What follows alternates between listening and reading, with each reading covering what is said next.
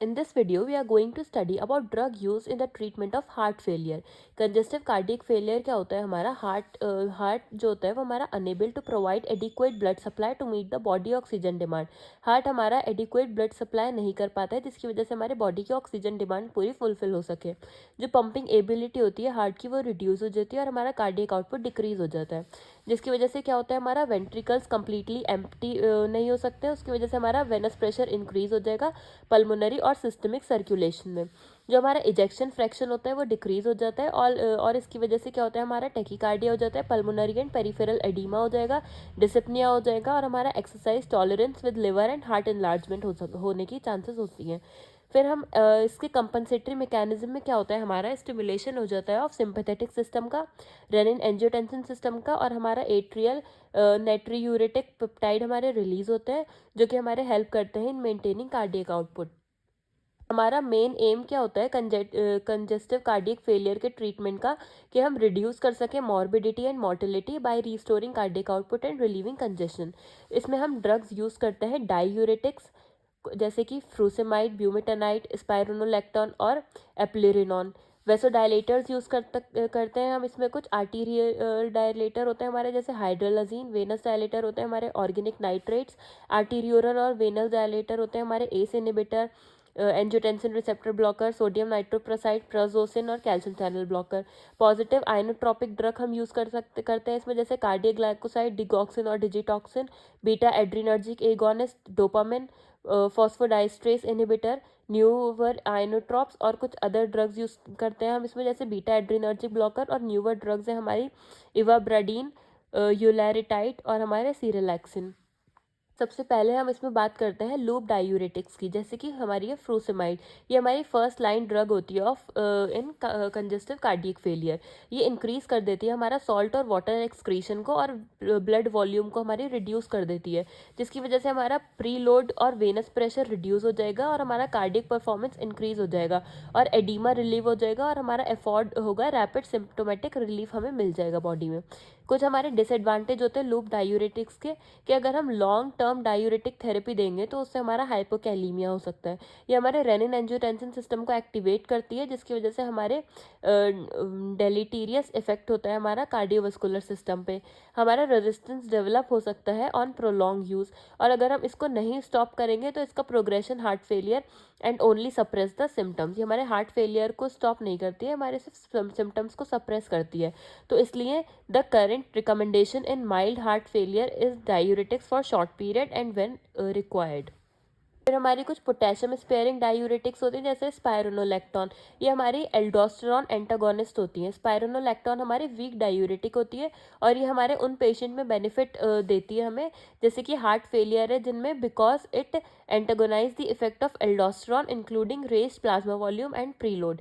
इससे हमारा क्या होगा, एल्डोस्टेरॉन का इफेक्ट हमारा एंटागोनाइज हो जाएगा और हमारा प्लाज्मा वॉल्यूम और प्रीलोड इंक्रीज हो जाएगा। नेक्स्ट हम बात करते हैं वेसोडाइलेटर्स की। वेसोडाइलेटर्स क्या होता है हमारे, ये हमारे रिड्यूस करते हैं mortality in patients with cardiac failure. इसमें हमारे आर्टीरियोरल, वेनस और आर्टीरियोरल प्लस वेनस डायलेटर्स हमारे तीनों तरह के होते हैं। सबसे पहले हम आर्टीरियोरल डायलेटर देखें तो इसका एग्जांपल है हमारा हाइड्रोलाजीन। ये हमारे रिलैक्स कर देती हैं आर्टीरियोरल स्मूथ मसल को, जिसकी वजह से हमारा पेरिफेरल वस्कुलर रेजिस्टेंस रिड्यूस हो जाएगा और हमारा आफ्टर लोड कम हो जाएगा। इससे क्या होता है, हमारा workload on the heart is reduced और उसकी वजह से हमारे वेंट्रिकल्स बहुत ज़्यादा ब्लड पंप आउट कर सकते हैं। नेक्स्ट आते हैं हमारे वेनोडाइलेटर, फॉर एग्जांपल नाइट्रेट्स। ये हमारे वेनस रिटर्न जो होता है हमारा हार्ट में उसको रिड्यूस कर देते हैं, मतलब प्रीलोड को रिड्यूस कर देंगे। उसकी वजह से हमारे वेंट्रिकुलर वॉल्स की स्ट्रेचिंग होती है, जिसकी वजह से और हमारा मायोकार्डियल ऑक्सीजन रिक्वायरमेंट्स भी रिड्यूस हो जाएंगी। नेक्स्ट आता है हमारा आर्टीरियोरल और वेनस डायलेटर। इसमें एग्जाम्पल है हमारा सोडियम नाइट्रोप्रोसाइड। ये हमारा पावरफुल वेसोडाइलेटर होता है, क्योंकि ये हमारे आर्टीरियोल्स और वेन्यूल्स दोनों को डायलेट करते हैं, तो इसकी वजह से हमारा वेंट्रिकुलर फिलिंग प्रेशर रिड्यूस हो जाएगा और हमारा पेरिफेरल आर्टेरियल रेजिस्टेंस भी रिड्यूस हो जाएगा। ये हमारी यूजफुल होती है in acute severe heart failure. Next हम बात करते हैं एस इनहिबिटर की। इसमें आता है हमारा कैप्टोप्रिल एनालप्रिल। ये हमारी एक्ट करती है by reduction of after load, reduction of pre load और रिवर्सिंग कॉम्पेंसेटरी चेंजेस। हम सबसे पहले बात करते हैं रिडक्शन ऑफ आफ्टर लोड। तो एंजियोटेंसिन 2 जो होती है वो हमारी पावरफुल वेसो कॉन्स्ट्रिक्शन होती है, जो हमारे प्लाज्मा में प्रेजेंट होता है in high concentration in cardiac failure. Inhibitor क्या करती है, हमारा प्रिवेंट करती है conversion of angiotensin 1 to angiotensin 2, और जिसकी वजह से हमारी ब्लड वेसल्स डायलेट हो जाएंगे और आफ्टर लोड रिड्यूस हो जाएगा। रिड्यूस आफ्टर लोड की वजह से हमारा कार्डियक आउटपुट इंक्रीज हो जाता है। फिर हमारी बात आती है रिडक्शन ऑफ प्री लोड। हमारा एल्डोस्टेरॉन कॉज करता है सॉल्ट और वाटर रिटेंशन, जिसकी वजह से हमारा प्लाज्मा वॉल्यूम इंक्रीज हो जाता है। एस वन जो है वो हमारा प्रिवेंट करता है formation of aldosterone by reducing angiotensin 2, और हमारा प्रीलोड को रिड्यूस कर देगा। ये हमारा ब्रेडिकाइनिन डिग्रेडेशन को भी प्रिवेंट करता है और हमारा ब्रेडिकाइनिन लेवल को इंक्रीज कर देगा, जिसकी वजह से हमारा वैसोडाइलेशन हो जाएगा। नेक्स्ट आता है हमारा रिवर्सिंग कंपनसेटरी चेंजेस। एंजियोटेंसिन 2 हमारा फॉर्म्ड होता है locally in the myocardium. Angiotensin 2 हमारा रिस्पॉन्सिबल होता है for various undesirable compensatory changes like ventricular hypertrophy और ventricular remodelling seen in congestive cardiac failure. तो एस वन जो होगा वो हमारा रिवर्स कर देता है इन चेंजेस को। नेक्स्ट आता है हमारा कार्डियक ग्लाइकोसाइड्स। इसका एग्जांपल है हमारा डिजिटलिस। इसको हम डिजिटलिस कहते हैं। इसका हमारा सोर्स क्या होता है, डिजिटॉक्सिन।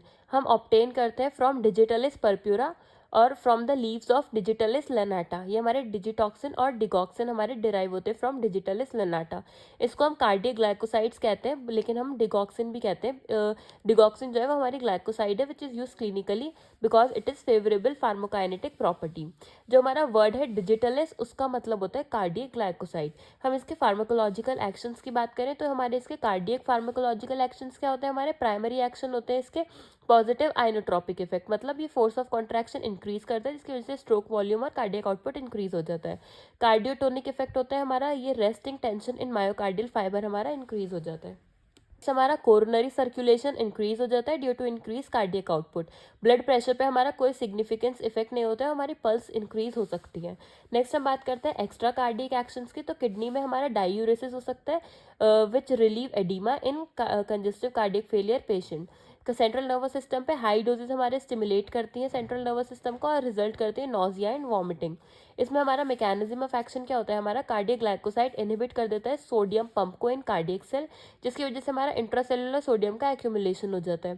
फिर हमारा प्रिवेंट होता है एक्सट्रूजन ऑफ कैल्शियम, जिसकी वजह से कैल्शियम की एंट्री सेल में इंक्रीज हो जाती है। तो हमारा इंट्रासेलुलर कैल्शियम इंक्रीज हो जाएगा, जो कि स्टोर होता है हमारा सार्कोप्लाज्मिक रेटिकुलम में। फिर हमारा इंक्रीज कैल्शियम जो होता है वो हमारा रिलीज होता है ड्यूरिंग ईच कॉन्ट्रैक्शन, जिसकी वजह से हमारा फोर्स और वेलोसिटी ऑफ कॉन्ट्रैक्शन हमारी इंक्रीज हो जाती है। हम इसके फार्माकोकाइनेटिक्स की बात करें तो डिगॉक्सिन हमारी वेल एब्जॉर्ब्ड होती है, हमारी फूड में प्रेजेंस होती है और ये हमारा डिले कर सकती है एब्जॉर्प्शन को। ये इसकी डोज है हमारी कितनी हम देंगे। और डिजिटलाइजेशन क्या होता है, हमारा डिगॉक्सिन का जो रिस्पॉन्स डेवलप हो जाता है over 5 to 7 days with the maintenance dose as given in mild to moderate cases of congestive cardiac failure. However अगर हम रैपिड रिस्पॉन्स हमें रिक्वायर है तो हम रैपिड डिजिटलाइजेशन भी करा सकते हैं by more frequent dosing with constant monitoring. हम इसके एडवर्स इफेक्ट की बात करें तो इसमें हमें टॉक्सिसिटी देखने के लिए मिलती है, margin of safety is low. Extra cardiac कुछ हमें इनिशियली एनोरेक्सिया, नोजिया और वॉमिटिंग देखने के लिए मिलेगी। डायरिया और एब्डोमिनल पेन भी देखने के लिए मिल सकता है। हमें फैटिगनेस होगी, मलेजिया हो जाएगा, headache, visual disturbances, skin rash और गायनेकोस्मेस्टिया हो जाएगा। और हमारे कार्डियक अगर हम देखें तो हमें ब्रेडिकार्डिया, एवी ब्लॉक और किसी भी तरह का हमें अरिथमिया देखने के लिए मिल सकता है। डिगॉक्सिन के प्रिकॉशन और कॉन्ट्राइंडिकेशन की बात करें तो हम हाइपोकैलीमिया में नहीं देंगे क्योंकि वो टॉक्सिसिटी इनहेंस करता है। हम इसमें थायरोटॉक्सिकोसिस पेशेंट को नहीं देंगे क्योंकि इसमें अरिथमिया होने के चांसेस ज़्यादा होते हैं। जिन पेशेंट को एसिड बेस बैलेंस होता है उनको भी नहीं देंगे क्योंकि उनमें टॉक्सिसिटी डेवलप हो सकती है। और हम मायोकार्डाइटिस एल्डरली और एवी ब्लॉक और रीनल फेलियर वाले पेशेंट्स में भी हम अवॉइड करते हैं।